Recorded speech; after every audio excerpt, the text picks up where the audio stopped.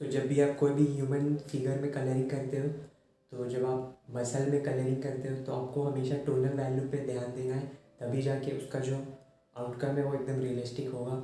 जैसा कि यहाँ पे अगर हम देखें तो यहाँ पे ये जो मसल है इसमें अभी रियलिज़म फील नहीं आ रहा है, क्योंकि इसमें कहीं ना कहीं जो कलरिंग के समय वैल्यूज़ है वो मिसिंग है, तो इसीलिए इसमें फील नहीं आ रहा है।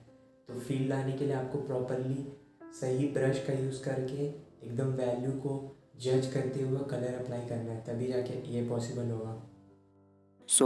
यहाँ पे हमारा जो सब्जेक्ट था जो कि है पोर्ट्रेट, वो कंप्लीट हो चुका है। बट अब पोर्ट्रेट के साइड में जो पार्ट्स आते हैं जो कि उसको कॉम्प्लीमेंट कर रहे हैं, सच है उसके बैकग्राउंड और स्टोन्स, तो उन पे हम कलरिंग करेंगे।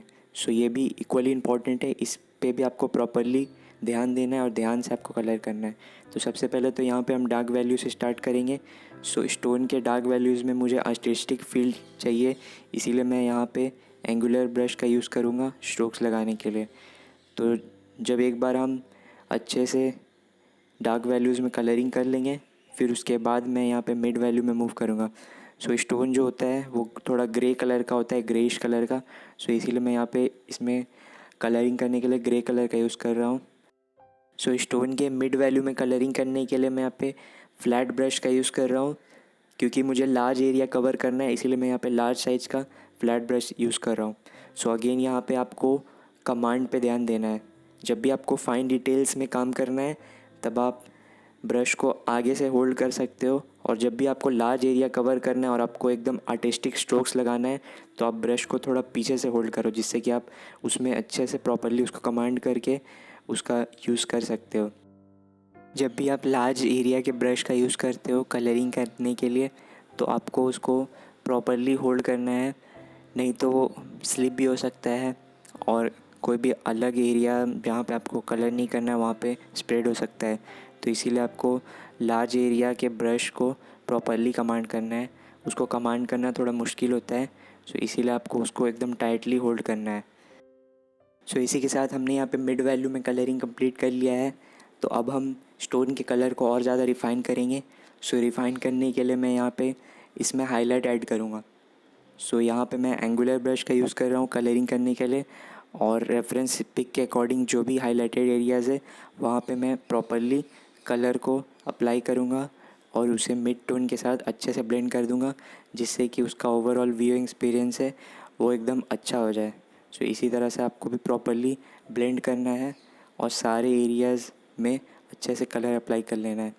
और जहाँ भी आपको फाइन स्ट्रोक लगाना है वहाँ पे आप ब्रश को हल्का सा टिल्ट कर सकते हैं, और जहाँ पे भी आपको थोड़ा सा एरिया को लार्ज रखना है वहाँ पे आप ब्रश को मूव कर सकते हैं। अब हम पोर्ट्रेट के बैकग्राउंड में कलरिंग करेंगे। पोर्ट्रेट के बैकग्राउंड में कलरिंग करने के समय आपको कुछ प्रिकॉशंस लेना है। आपको जो बैकग्राउंड है उसको पोर्ट्रेट से मिलता जुलता रखना है, उसको आपको एकदम सिंपल और एकदम अच्छा रखना है जो कि आपके पोर्ट्रेट को जस्टिफाई करे। सपोज़ यहाँ पे मुझे नेचर को शो करना है, इसीलिए मैंने यहाँ पे सनलाइट और ग्रीनरी का कलर को मिक्स किया है।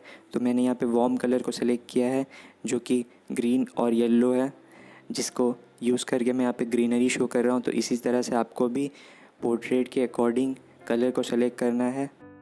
अब हम फाइनली इस पोर्ट्रेट में एक बार फिनिशिंग टच ऐड कर देंगे। इसमें कलरिंग करने के लिए मैं छोटे साइज़ का राउंड ब्रश यूज़ कर रहा हूँ।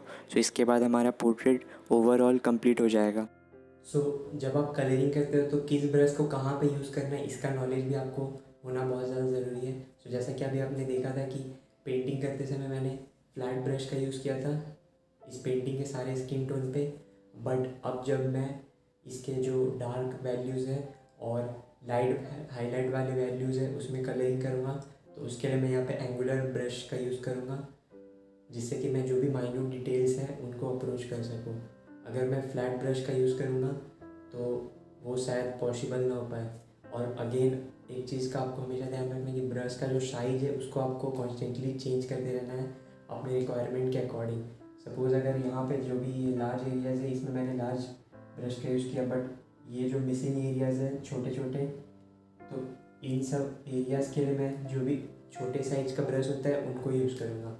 इसी तरह से आपको भी ब्रश को स्विच करते आना चाहिए। और जब भी आप कलर अप्लाई करते हो तो उससे पहले आप ब्रश को एक बार रफ कैनवस शीट में अप्लाई करके देख लो अगर आप एकदम सेटिस्फाई हो उस ब्रश के साथ, तभी आप उसको अपने आर्टवर्क में अप्लाई करो। और ब्रश का जो कंट्रोल है वो बहुत ज़्यादा इम्पोर्टेंट होता है। जब आप ब्रश को अपने आर्टवर्क में अप्लाई करते हो तो उसका जो मूवमेंट होता है उस पर आपको ध्यान देना है। उसका मूवमेंट एकदम स्मूथ होना चाहिए, उसमें कहीं पे भी कोई भी रुकावट नहीं आना चाहिए। अगर रुकावट आएगा तो आपके कलरिंग को अफेक्ट कर सकता है। सो इसीलिए जो ब्रश से कलरिंग अप्लाई करते समय जो मूवमेंट होता है वो एकदम स्मूथ होना चाहिए। जितना ज़्यादा स्मूथ होगा उतना ज़्यादा फ्लो स्टेट में आपका आर्टवर्क का जो आउटकम है वो अच्छा होगा। सो इस बात का आपको ध्यान रखना है।